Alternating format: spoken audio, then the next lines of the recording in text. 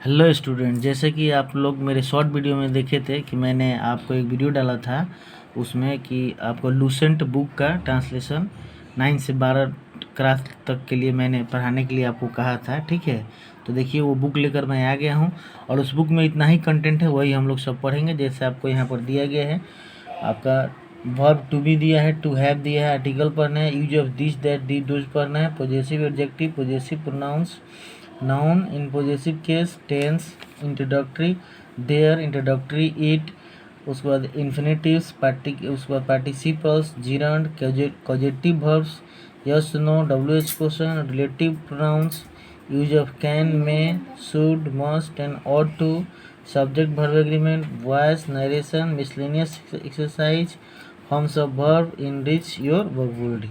तो चलिए आज सबसे पहला टॉपिक यूज शुरू करते हैं यहाँ से, आपको वर्ब टू बी से। ठीक है, तो देखते हैं आपका कि इसमें क्या स्टार्टिंग इसका दिया हुआ है।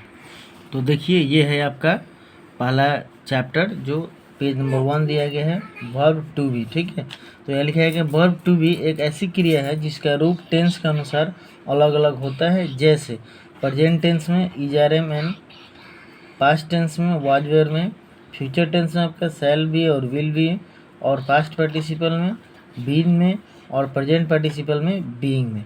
तो ये बाद में धीरे धीरे एक एक करके हम लोग पढ़ेंगे। सबसे पहले आज हम लोग इसका यूज देखते हैं।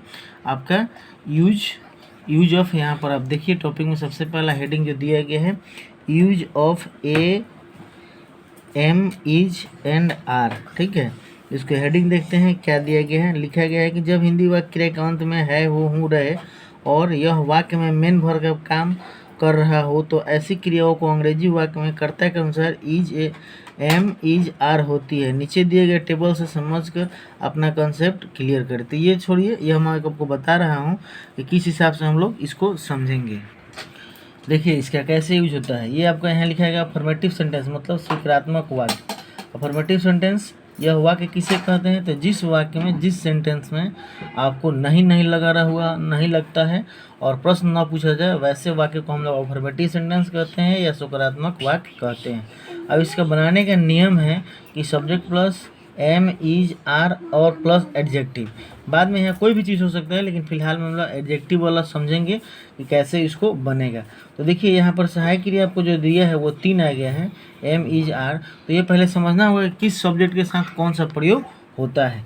तो सबसे पहले हम लोग देख लेते हैं आपको यहाँ पर।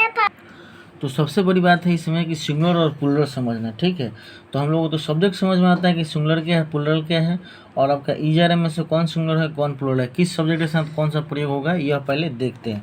तो आप देख लीजिए यहाँ पर ई जो है वह सिंगुलर के साथ प्रयोग होता है और आर जो आपका होता है वो प्लूरल के साथ प्रयोग होता है। ठीक है, और एम जो है, एम तो ऑलरेडी फिक्स है, आपका आई के साथ हमेशा क्या होता है, एम का प्रयोग होता है, तो ये फिक्स है। आपको यही ध्यान रखना है कि इज सिंगुलर है और आर जो है वो प्लूरल है। ठीक है, तो किसी के साथ इज होगा तो आपका ही, सी, इट और कोई भी सिंगुलर सब्जेक्ट। सिंगुलर का मतलब आपका हो गया कि वन, मतलब एक किसी भी व्यक्ति वस्तु का अगर बात हो तो वह सिंगुलर होगा, उसमें इज का प्रयोग होता है उस सब्जेक्ट के साथ। आर का जो प्रयोग होगा वो आपका वी के साथ होगा, यू के साथ होगा, दे के साथ होगा, और आपका कोई भी प्लूरल नंबर हो, कोई भी प्लूरल नंबर हो, मतलब एक से ज़्यादा कभी व्यक्ति वस्तु की बात की चर्चा अगर होगी तो उसके साथ आपका दे होगा। तुरंत आप बगल में देख रहे हैं यहाँ एग्जाम्पल दिया हुआ है। ठीक है, कि मैं तैयार हूँ। ठीक है, तो तैयार देखिए जो है वो आपका ऑलरेडी एडजेक्टिव है। ठीक है, तो बनाने का नियम यहाँ पर दिया गया है, स्ट्रक्चर दिया गया है, सब्जेक्ट, उसके बाद इसमें से कोई एक होगा, यह किसी एक सेंटेंस में तीनों नहीं ना होगा, एक ही होगा, तो सब्जेक्ट डिजाइन इसमें से कोई एक, उसके बाद एडजेक्टिव। जैसे मैं तैयार हूँ तो मैं का आपका हो गया आई, और आई के साथ मैंने क्या कहा था, कौन सा सहायक क्रिया लगता है, तो एम, वो फिक्स है तो इसमें एम लग गया। और उसके बाद क्या कर रहे हैं, आपने यह लिख दिया, यह लिख दिया, अब इसको लिखना है। ठीक है, तो बच गया क्या, आपने मैं को लिख दिया, हूँ का लिख दिया, अब क्या बचा, तैयार, तो तैयार का यहाँ पर आपने रेडी लिख दिया। तो इस स्ट्रक्चर पर ये सेट हो गया। दूसरा देखिए, तुम लोग आलसी हो। आलसी एडजेक्टिव है आपका, कैसे हो, तो आलसी हो। तो तुम और तुम लोग का दोनों का इंग्लिश जो होता है वो यू होता है। यू के साथ यहाँ से आप देख सकते हैं कि क्या होता है, तो यू के साथ क्या होता है, आर का प्रयोग होता है, और इस सब के साथ इज का प्रयोग। तो यू यहाँ पर आप इसकी जगह पर यू लिखाया गया, उसके बाद इस तीनों में से आर लिखाया गया यू के हिसाब से, और उसके बाद क्या है तो आलसी है, आलसी का इंग्लिश लिखाएगा, तो यहाँ पर हो गया आपका डल। तो यू आर डल। उस तरह आपका यहाँ देखिए आप और आप लोग तेज हैं, तो यू फिर आप या आप लोग का, फिर यू के साथ आर होता है, और तेज का इंटेलिजेंट। ठीक है, वह नेक है, नेक तो वह का इंग्लिश ही हो गया, ही या सी, क्योंकि यहाँ से पता नहीं चल रहा है कि लड़की के लिए कह रहा है कि लड़का के लिए कह रहा है, तो दोनों के लिए इसलिए ही और सी यूज किया है। तो ही हो या सी हो, दोनों में ईज का प्रयोग होता है। तो सब्जेक्ट जगह पर इस ये दोनों में से कोई एक हो जाएगा, और इज आर में से कोई एक हो जाएगा। तो ही और सी के अनुसार से ईज होता है, और नेक का इंग्लिश जेंटल होता है।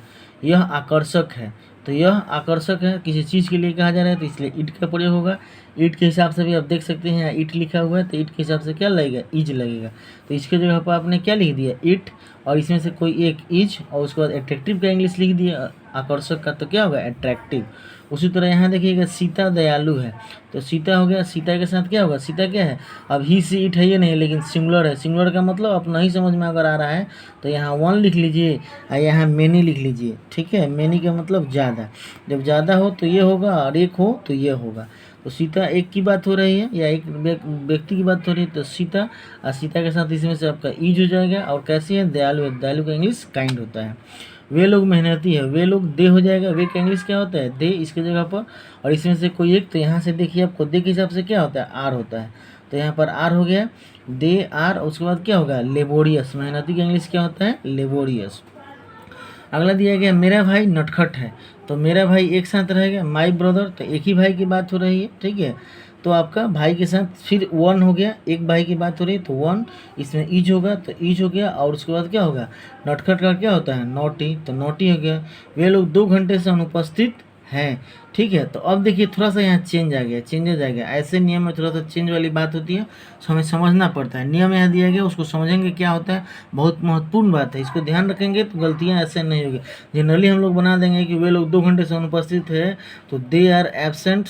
ठीक है, और फॉर 2 आवर हम लोग बना देंगे तो वो गलत हो जाएगा। नियम यहाँ देखिए क्या कह रहे हैं कि अंतिम 2 वाक्यों, मतलब इन 2 वाक्यों में वो अगर कह रहा है कि उपयुक्त वाक्यों में भूतकाल समय सूचक शब्द रहे तो अनुवाद हैज और हैव बीन से बनता है, न कि इज आर एम से। मतलब इज आर एम से नहीं बनेगा, अब बनेगा हैज से और हैव से। ठीक है, तो किसमें हैज होगा किसमें हैव होगा यह जानना पड़ेगा।